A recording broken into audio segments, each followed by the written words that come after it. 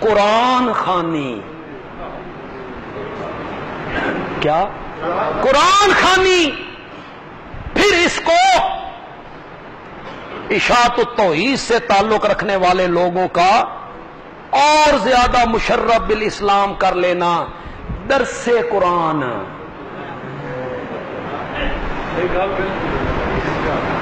نام بدلے ہیں نام. تیجا کل خوانی، قرآن خوانی، درس قرآن.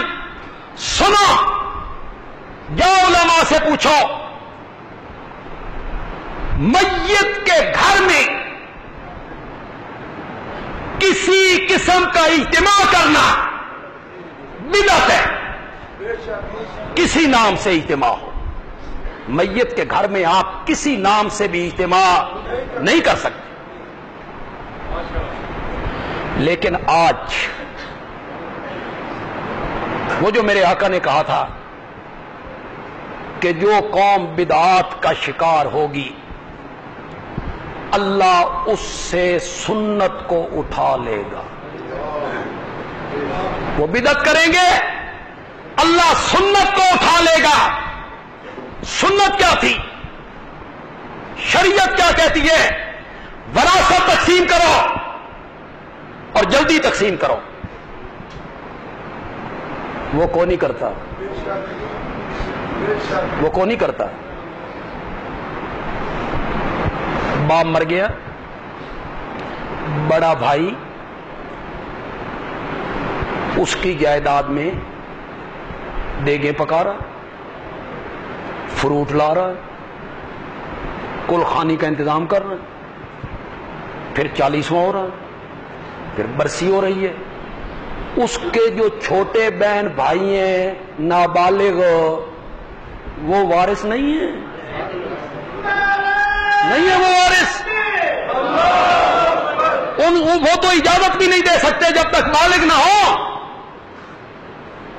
جس مال میں سے بھائی خرچ کر رہا ہے ان کا حصہ کون؟ کسی کو کوئی پرواہ نہیں.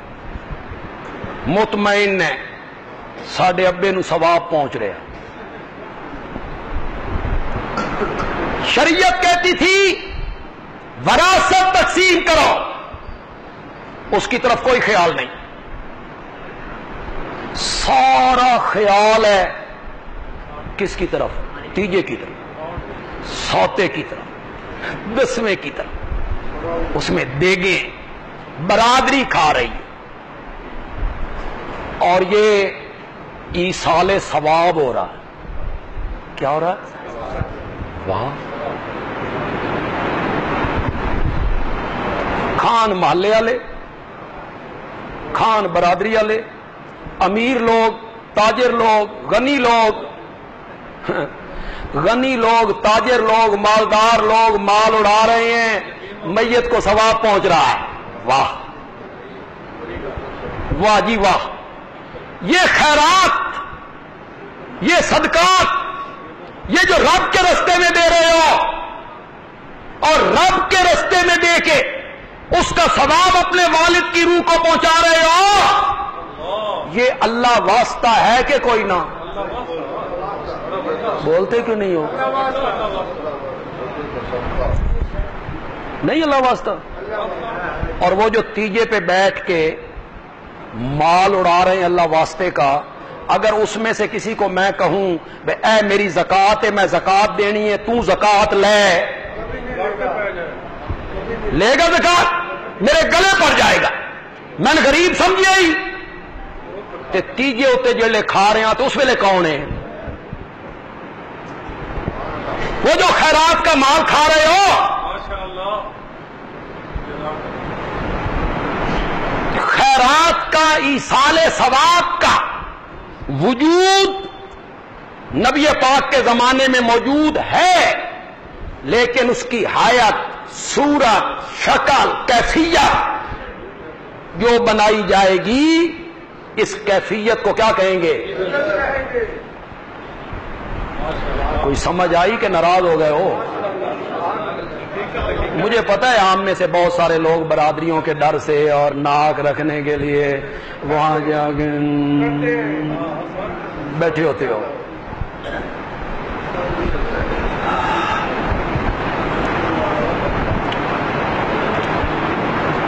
قبرستان جانا شریعت میں اس کا وجود موجود ہے.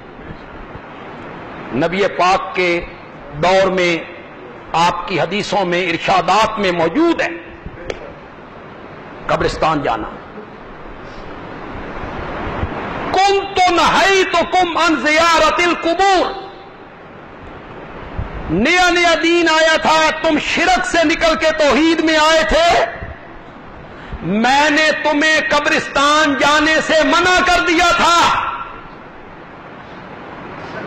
اس لیے کہ شرک ہمیشہ قبروں سے پھیلتا ہے.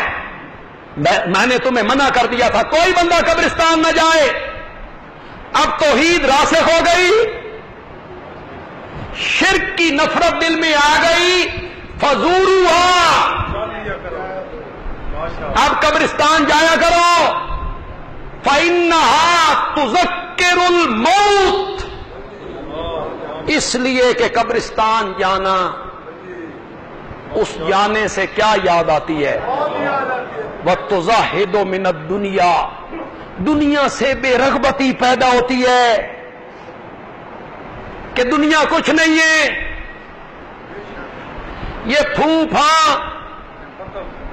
کچھ نہیں ہے, یہ کاریں کوٹھیاں مربے ملیں دکانیں پیسہ دولت کچھ نہیں ہے.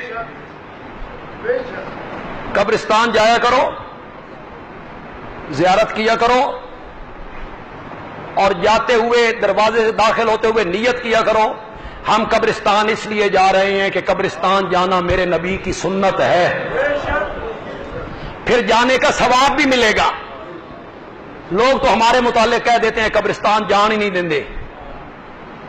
نہ, قبرستان جائیے, صبح شام دن رات, کوئی ممانعت نہیں ہے, یہ سنت ہے میرے نبی کی. پھر وہاں پھرا کرو, پھر قبروں کے سرہانے لگے ہوئے کتبے پڑھا کرو.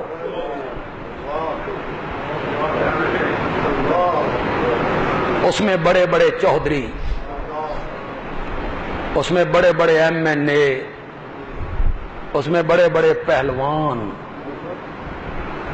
اس میں بڑے بڑے سرمایہ دار, اس میں گبھرو جوان پڑھا کرو. اس میں لکھا ہوا ہوگا بعمر 25 سال, بعمر 30 سال, پڑھا کرو, عبرت حاصل ہوگی, عبرت حاصل.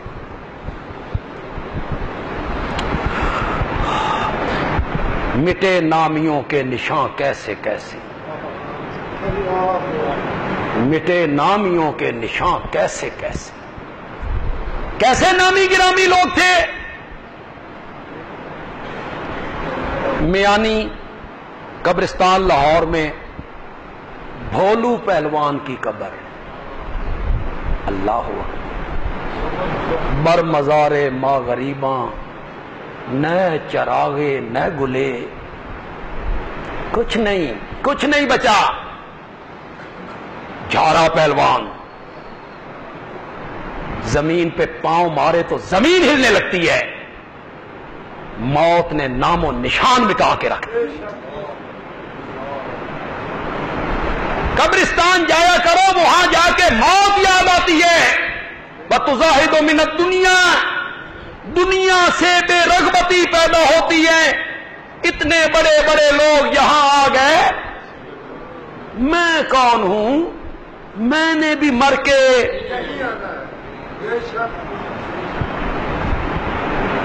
اور سن رہے ہو کو نہیں سن رہے ہو؟ قبرستان جاؤ, شریعت میں اس کا وجود موجود ہے, ثواب کا کام ہے, سنت ہے. لیکن شریعت نے قبرستان جانے کے لیے کوئی دن اور کوئی رات مقرر نہیں کی. جب کسی دن کو رات کو مقرر کرو گے تو یہ کیفیت کیا بن جائے گی؟ اتنی سی بات ہے، اگر آپ کو سمجھ آ جائے. 10 محرم کو قبرستان جانا ہے، اس دن قبروں کی لپائی کرنی ہے. میرے پیارے پیغمبر سے ثابت ہے، صحابہ سے ثابت ہے، تابعین سے ثابت ہے. 9 محرم کو کیوں لپائی نہیں ہو سکتی؟ 11 محرم کو کیوں نہیں ہو سکتی؟ 10 محرم ہی کو کیوں؟ گرمیاں آ گئی ہیں تو میری مصیبت آ گئی.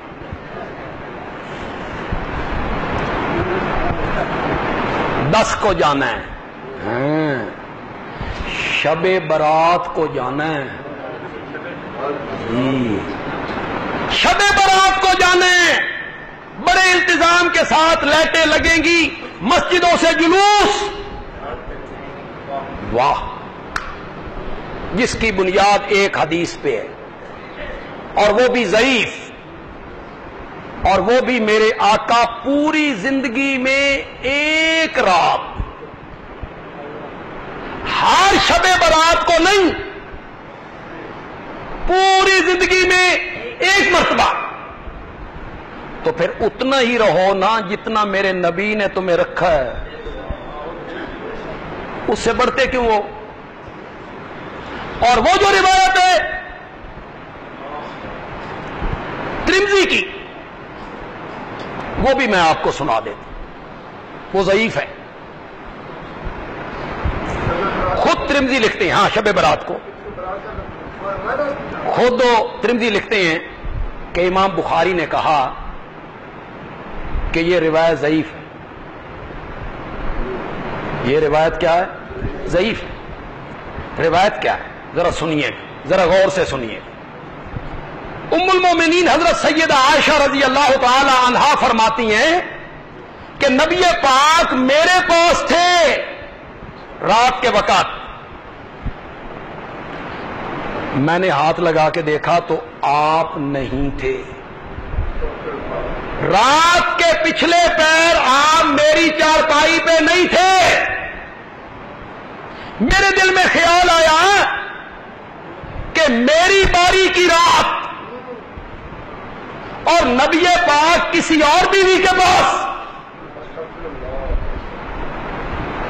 یہ روایت بیان کرنے والے نے حضرت عائشہ پہ تبرہ کیا ہے. بدگمان تھی، بدگمانیاں کرتی تھی. میری باری کے دن کسی اور بیوی کے پاس چلے گئے. آگے روایت نے رخ موڑ دیا، ذرا سنیے گا. شک تو یہ تھا کہ کسی اور بیوی کے پاس چلے گئے. بیویوں کے حجرے ساتھ ساتھ ہیں. حضرت عائشہ کے اس طرف حضرت حفصہ کا ہے، اس طرف یہ حضرت عائشہ کا ہے، پھر دوسری بیویوں کے کمرے ہیں، حجرے ہیں. حضرت عائشہ بجائے حجروں میں جانے کے جنت البقیع چلی گئیں. کوئی سمجھ رہا ہو کہ کوئی نہیں سمجھ رہا؟ شک کیا پڑ گیا تھا؟ چلی کہاں گئی؟ حد ہو گئی، حد ہو گئی ہے. روایت بیان کرنے والے نے کس طرح اس کا رخ موڑا؟ چاہیے تو یہ تھا کہ وہ ان کمروں میں جاتی، بجائے کمروں میں جانے کے کدھر چلی گئی؟ جنت البقیع چلی گئی. آج جنت البقیع اور مسجد نبوی ملے ہوئے ہیں. او جنت البقیع کی جو سڑک ہے شارع ابی ذر، وہاں تک مسجد نبوی ہے، درمیان میں ایک گلی ہے، پھر جنت البقیع. لیکن نبی پاک کے زمانے میں، دور میں، جنت البقیع اسی طرح تھا، مسجد نبوی سے ملا ہوا. پتہ نہیں راستے میں کتنے مکان آتے ہوں گے، کتنی گلیاں آتی ہوں گی. حضرت عائشہ اپنے حجرے سے نکل کے جنت البقیع چلی گئی.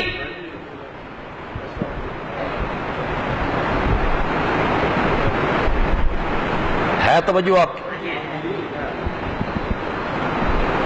ایک بات پوچھوں آپ سے، اگر آج کوئی عورت، اگر آج کوئی مرد، شریف آدمی اور اس کی شریف عالیہ، اچھا گھرانہ، معزز گھرانہ، باحیا، کسی مرد کو رات 2 بجے کوئی کام یاد آئے یا اس کے ٹیلی فون پہ کوئی دوست اسے مشکل کے لیے بلائے کہ آ بھائی، اور وہ چپکے سے نکل جائے،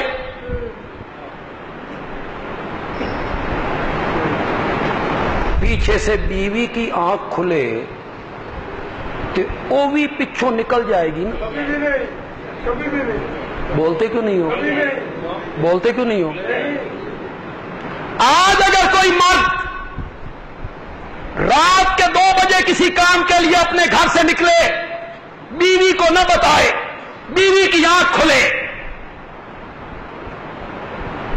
وہ بھی پچھوں نکل پوے رات 2 بجے،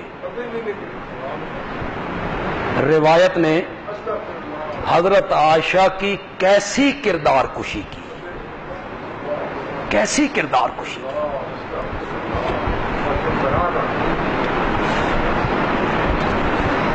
یہ جو برات کا لفظ ہے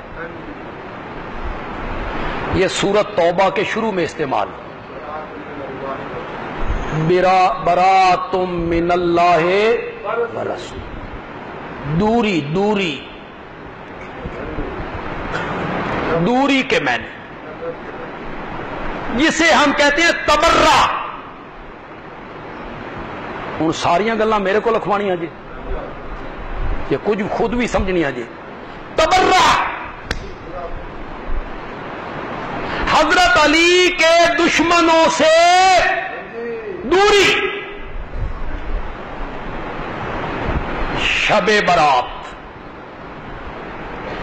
اگر آپ کو موقع ملے راوی کے کنارے جائیے، دریاؤں کے کنارے جائیے، سمندروں کے کنارے جائیے، ایک طبقے کے لوگ پرچیاں لکھ کے سمندروں میں ڈالتے ہیں اور ان پرچیوں میں وہ امام غائب سے درخواست کرتے ہیں کہ تسی آج بھی نہیں آئے، آج بھی تم نہیں آئے۔ تو ان کا خیال یہ ہے کہ وہ 12ویں امام جو ہیں، امام غائب، انہوں نے جب دنیا میں آنا ہے اسی رات میں آنا ہے جی۔ یہ چراغاں بھی شاید اسے واسطے ہوں، اس کے استقبال کے لیے یہ چراغاں کیا جاتا ہے۔ حلوے کی بات تو میں نہیں کرتا، اس دن حلوہ پکایا جائے گا، پوڑیاں پکائی جائیں گی، کیا دین کا مزاج بنا کے رکھ دیا۔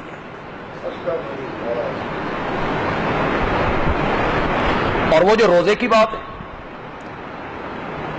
وہ حضرت علی سے روایت ہے، وہ ابن ماجہ نے نقل کی، اور وہ بھی ضعیف، صرف ایک روایت، اس دن کا روزہ جس کی کوئی اصل نہیں، شریعت میں، فقہا میں، فقہ کی کتابوں میں اس روزے کی کوئی اصل نہیں۔ ایک بات میں بڑی دل سوزی سے کرنے لگا، اگر اس رات کی کوئی حقیقت ہے بھی تو کیا نوافل پڑھنے کے لیے اور تلاوت کرنے کے لیے مسجد میں اکٹھ کرنا جائز ہے؟ نہیں جائز۔ نوافل پڑھنے کے لیے سب سے مناسب جگہ کون سی ہے؟ گھر ہے، حتیٰ کہ سنتیں پڑھنے کی جی، مسجد صرف فرائض پڑھنے کے لیے، سنتیں بھی گھر میں ادا کی جائیں. لیکن بعد میں علماء نے کہا کہ اگر لوگ اس طرح چلے گئے، دین سے دوری ہے، مشغولیت کا زمانہ ہے، تو گھر میں جا کے شاید بندے کو موقع نہ ملے، لہذا سنتیں مسجد میں ادا کر لی جائیں، صرف اس وجہ سے کہ سستی کی وجہ سے وہ سنتیں کہیں رہ ہی نہ جائیں. ورنہ مسجد میں نوافل کے لیے اجتماع کرنا اور یہ لوگ جو صلاۃ و تسبیح کی جماعت کراتے ہیں، تو کیا احناف کے نزدیک نفلوں کی جماعت کروانا مکروہ تحریمی نہیں ہے؟ ناجائز ہے. لیکن یہاں نفلوں کی کوئی نہیں پوچھتا شریعت کو. صلاۃ التسبیح کی نماز ہو رہی ہے، کچھ علماء کہیں گے آؤ ہماری مسجد میں اجتماعی توبہ کریں. اجتماعی توبہ ایک گناہ میں اجتماعی کیتے جے، اکٹھے ہو کے کیتے جے گناہ کہ توبہ اجتماعی کر رہے ہیں آپ. اور اللہ کے بندو، جس بندے نے توبہ کرنی ہے وہ اپنے گھر میں کرے نا، لوگوں سے ہٹ کے کرے، ریاکاری سے بچ کے کرے. اور وہ جو آتا ہے کہ اس رات میں اللہ آسمان دنیا پہ اترتے ہیں اور آواز لگاتے ہیں، میں کہتا ہوں صحیح حدیث میں آیا کہ اللہ ہر رات آسمان دنیا پہ اترتے ہیں. جی، وہ اس رات کے ساتھ خاص نہیں ہے، ہر رات. رحمان جو ہوا، رحیم جو ہوا، لا یغفر الذنوب الا اللہ، لا تقنطوا من رحمت اللہ. حدیث میں آتا ہے ہر رات، آدھی رات کے بعد وہ اپنی رحمت پہلے آسمان پہ اتار کے آواز لگاتا ہے، حل من مستغفر فاغفر لہ. کیا ہے حل میں مستغفرین کا کیا معنی ہے؟ او بخشش مانگنے والوں. نہیں، اجتماعی کوئی نہیں، اس کی جو آواز ہے وہ اجتماعی نہیں ہے.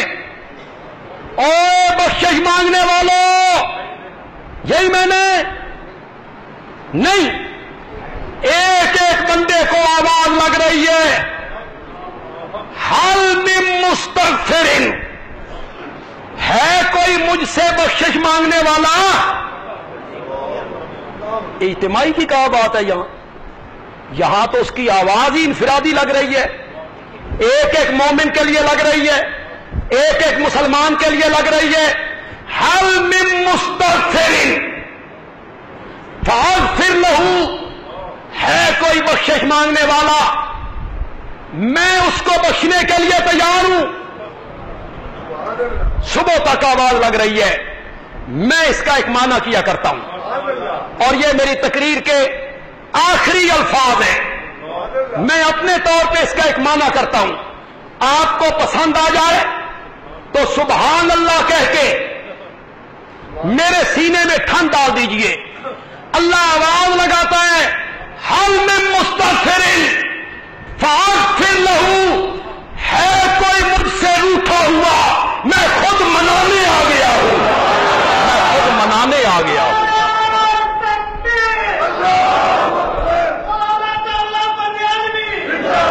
حل من مسترزقین، ہے کوئی روزی مانگنے والا، میں اس کو روزی دینے کے لیے آ گیا ہوں. حل من قضا، حل من قضا، حل من قضا، ہے کوئی ایسا، ہے کوئی ایسا. کیا مطلب؟ ہے کوئی بیمار، ہے کوئی مقروض، ہے کوئی جیل کی تنگ و تاریک کوٹھریوں میں، ہے کوئی پریشانیوں میں مبتلا، وہ مجھے بلائے، میں اس کی پریشانیاں دور کرنے آ گیا. اجتماعی آواز لگ رہی ہے کہ ہر بندے کو لگ رہی ہے؟ آؤ کہ ساری مسیت اجتماعی توبہ کری، اجتماعی توبہ کر کے جلوس نکال کے قبرستان جائیں گے۔ کوئی صحابہ بھی جلوس نکال کے قبرستان جایا کرتے تھے، تابعین بھی جایا کرتے تھے۔ تمہیں یا نیکی کا زیادہ پتہ چل گیا ہے یا تمہیں ثواب ان سے زیادہ تمہاری خواہش ہو گئی ہے؟ متمنی ہو تم ثواب کے؟ نہیں لوگو، دین اور ثواب کا وہ کام نہیں ہوتا جو میں ایجاد کروں، میرا باپ ایجاد کرے، میرا استاد ایجاد کرے۔ دین اور ثواب کا کام وہ بنے گا جس پر آمنہ کے لال کی مہر ہوگی، میرے نبی کی مہر ہوگی، صحابہ سے ثابت ہوگا۔ علیکم بسنتی وسنت الخلفاء الراشدین المہدیین، میری سنت پر عمل کرو اور میرے خلفاء راشدین کی سنت پہ کیا کرو؟ عمل کرو۔ مان علیہ وصحابی، اس راستے پہ چلو جو میرا راستہ ہے، اس راستے پہ چلو جو میرے صحابہ کا راستہ ہے۔ صحابہ سے ہٹ کے کوئی کام کرو گے وہ دین نہیں بنے گا، وہ ثواب کا کام نہیں بنے گا۔